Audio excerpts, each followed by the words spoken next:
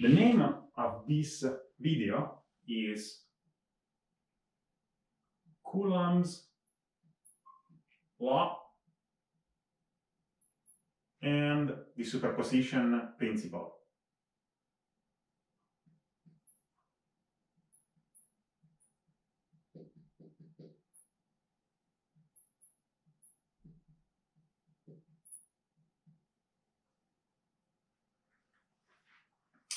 Let us begin with Coulombs Law.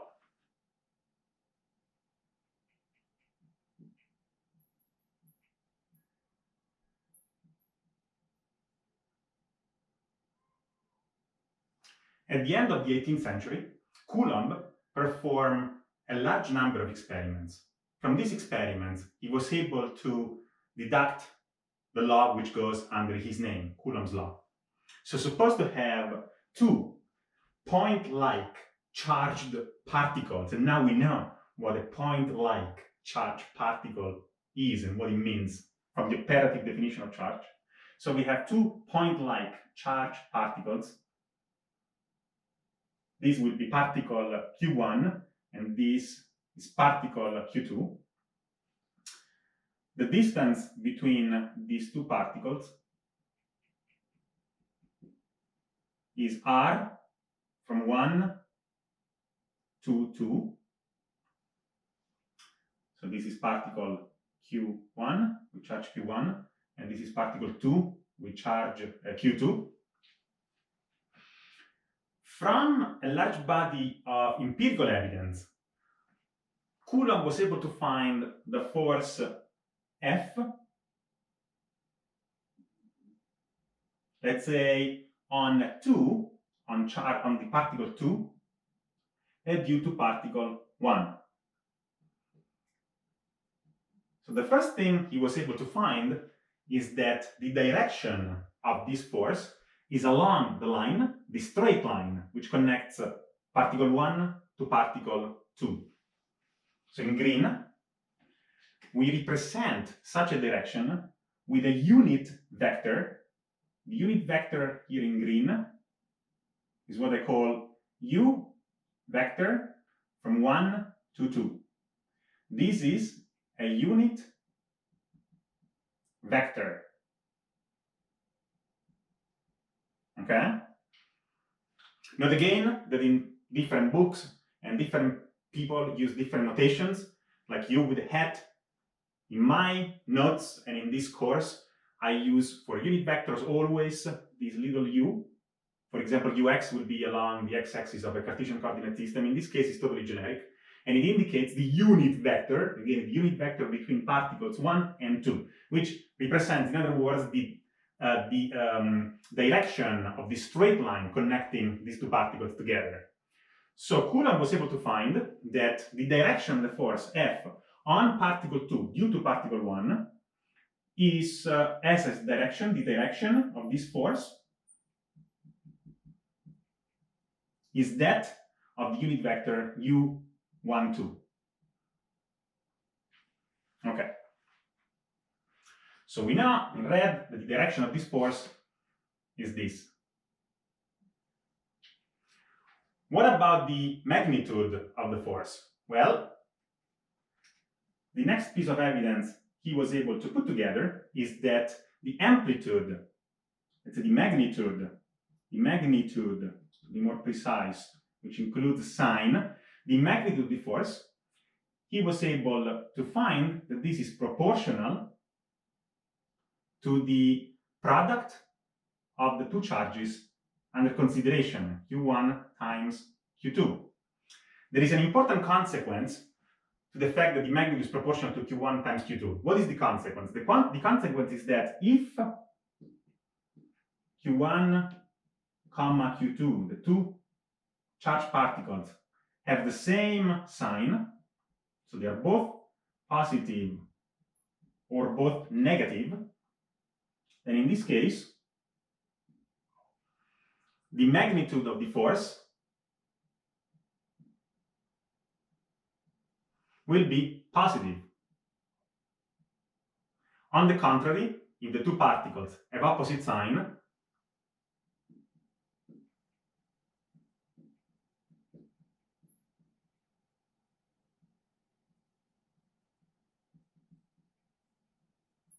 Well, in this case, it follows that the magnitude, I apologize, of the force F21 is smaller than 0.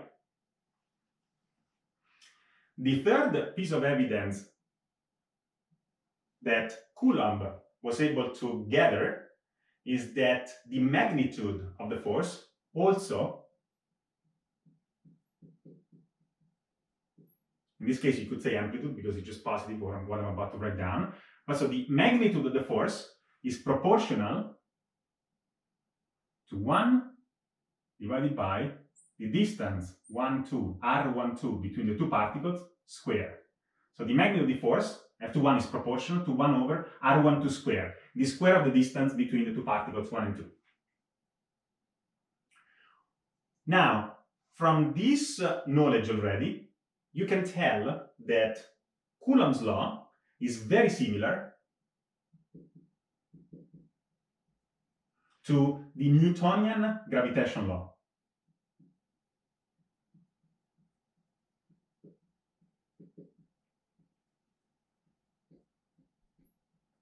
What is one major difference? What is one major difference between the Newtonian gravitation law and Coulombs law? One major difference resides in this discussion we just had a few minutes ago. That is, the sign of the force depends on the sign of the charges. Okay, so this is the main difference,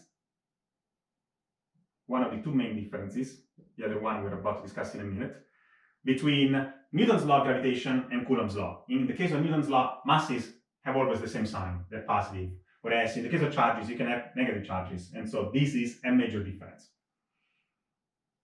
There is one last aspect of Coulomb's law which we need to discuss, and is that the force is proportional to all these quantities we just analyzed here, but in addition, there is a proportionality constant in front of all this other knowledge Coulomb was able to gather. Remember that any constant in physics, and this can be Boltzmann constant, Planck's constant, the charge of an electron, any constant in physics, any fundamental constant,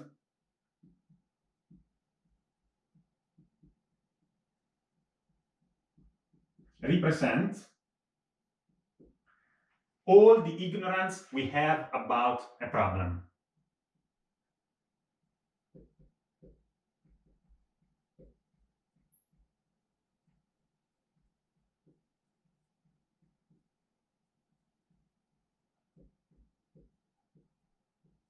We obviously have a very detailed mathematical understanding of Coulomb's law. Is proportional to U12, is proportional to Q1, Q2, is inversely proportional to the square of R12. So this is a very detailed analytical knowledge of Coulomb's law.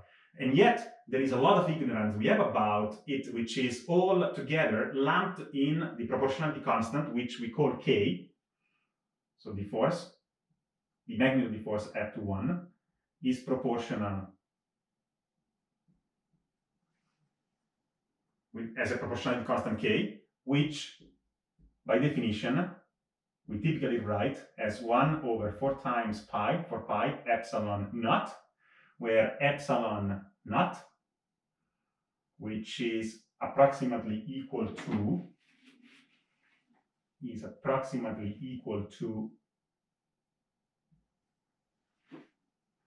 8.85 times 10 to the minus 12 meter minus 3 kilogram minus 1 second to the power of 4 ampere to the power of 2. This is called the electric constant. This represents all the ignorance that Coulomb, as well as us, have on Coulomb's law, on the interaction between charged particles. Okay, so to put everything together,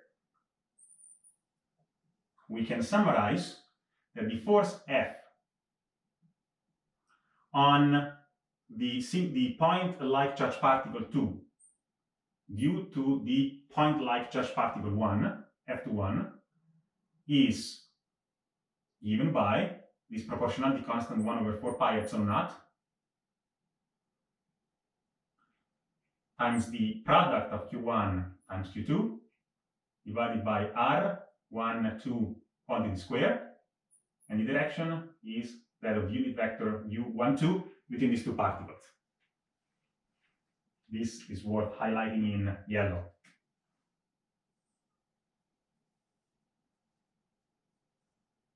This is Coulombs Law.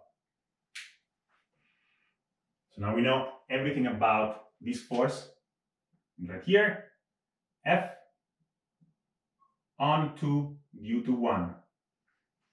What about F on 1 due to 2?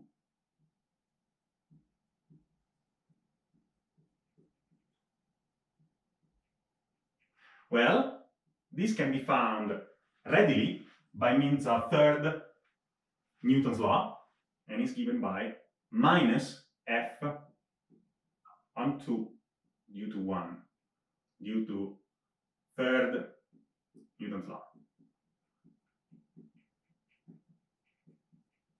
Okay, so from third Newton's law, we can readily find F1, 2, which is on the first particle due to the second particle, which is F minus 2, 1. And obviously, all these forces, both F21 and F12, reside on the same straight line. Let me stress this one more time, which is this line connecting the two of them together.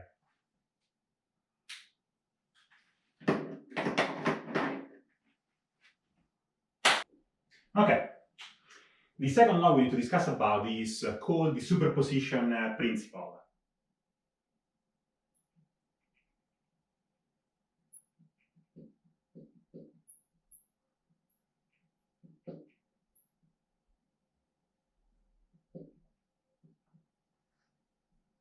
Similarly to Coulombs law, also the superposition principle has been verified by a large number of experiments, so it's also an empirical law. How does it work? So suppose that we have two charges, and again, these are point-like charged particles.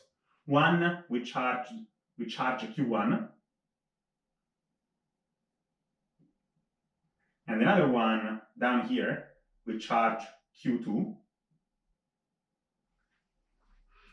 And suppose that we want to find the total force due to Q1 and Q2 on a test charge. The test charge is also a point-like charged particle with charge Q0 or Q0.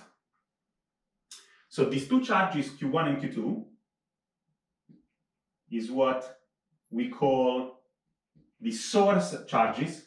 Source, because they generate the force field. So these are the source charges.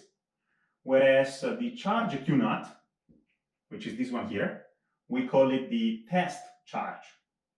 We use it to test, to find out what is the effect of all other source charges, on it, in that region of space, in this point of space, which again is called the three-dimensional Euclidean space. Okay, so we want to find the effect, combined effect, of Q1 and Q2 on this charge Q0. How do we proceed? How do we find this total force? What is the procedure that we must follow in order to find this force? The procedure comprises 5 steps. The first step, step 1, and this, note that, is a general procedure. It can be used in a variety of different physical systems. So first off, we turn off somehow, by shielding it somehow, a charge Q2, the source charge Q2, and leaving Q1 on. So we somehow shield, by some means, we shield away the effect of this charge Q2. In the second step, what we do, we measure by means of some apparatus the force F on the test charge 0 due to 1. From Coulombs law, which now we know, this is equal to 1 over 4 pi the electric constant epsilon naught times the test charge Q naught times the source charge Q1 divided by R divided by the distance between these two charges, which we call 1, 0. So this distance here, this distance, we call it R from 1 to 0. So R1, 0 quantity square. The direction connecting Q1 to Q naught is, as before, U, unit vector between 1 and 0. So times U, unit vector 1, 0. Okay, 1 naught. So this is the force that we know from Coulomb's law and we can measure it. In the next step, the third step of the procedure, we do the opposite. So we first of all turn on Q2, while at the same time we turn off by shielding Q1. So we only want to investigate now to measure the effect of Q1 on Q naught. And that's what we do in the next step. We measure, using the same apparatus as in step 2, the force F, which is a vector. This vector is on the test charge Q naught due to the source charge Q2, F02. I'm not going to write it down. It's similar to the one we wrote up here. In the last step, 5, so in this case, again, the distance between Q2 and Q naught is R2, 0, the unit vector. I'm not going to sketch it in this case. So let me sketch here the two forces. So from Coulomb's law, we know that this one, for example, is the force F, which we measure in step 2, 0, 1. This one is the force, make it smaller, for example, F, which we measure in step 4 on 0 due to 2. So now I can finally write down Q0 because I know all my space on the board. The last step, step 5, is to put these forces together. And what do? You should already know the mathematical procedure you need to follow. In this case, it's a geometrical procedure you want to follow to sum up these two forces. And this is called the parallelogram rule.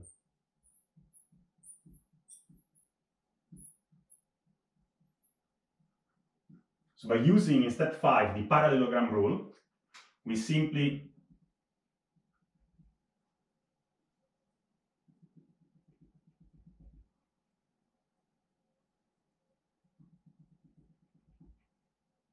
obtain that the total force is this diagonal of this geometrical structure here, F total, which is in vectors, is nothing but F01 plus vector F02. So in math, we obtain that the total force F total is equal to F01 plus F02, which is the final result we wanted to find. This is the essence of the superposition principle. Very general rule. Now, note that, first note, this is different than the algebraic summation of charges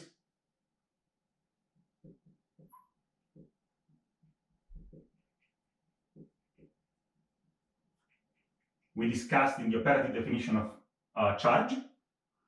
Most importantly, now that in this video we investigated Coulomb's law and the superposition principle, I can tell you that the combination of Coulomb's law and the superposition principle allows us, so Coulomb plus superposition allows us to study each and every problem in electrostatics. So in principle, we could stop right here And from this knowledge, we should be able to solve all the problems of the first part of this course. It's all built in these two concepts, Coulombs Law and the Superposition Principle.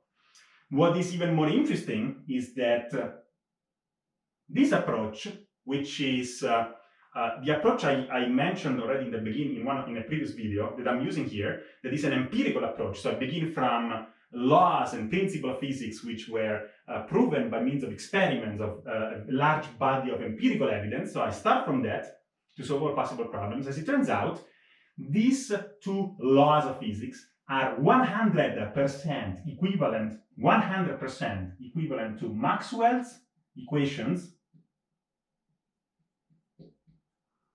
EQS again stands for equations here. In the static case, so in statics, which is electrostatics, okay? What are Maxwell's equations in electrostatics? This will be one of the key items in this course. Maxwell equations in electrostatics are nothing but Gauss's theorem, which we will do soon. TH is for theorem, plus the so-called irrotational property, which is also a theorem.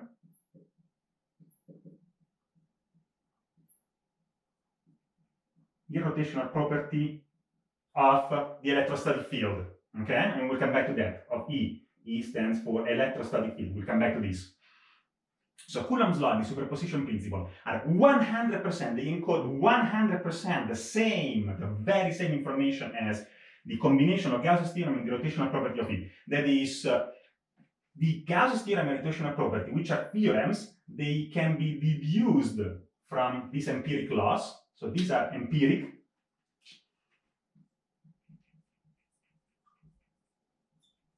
laws, and these one are theorems. So we can deduce these theorems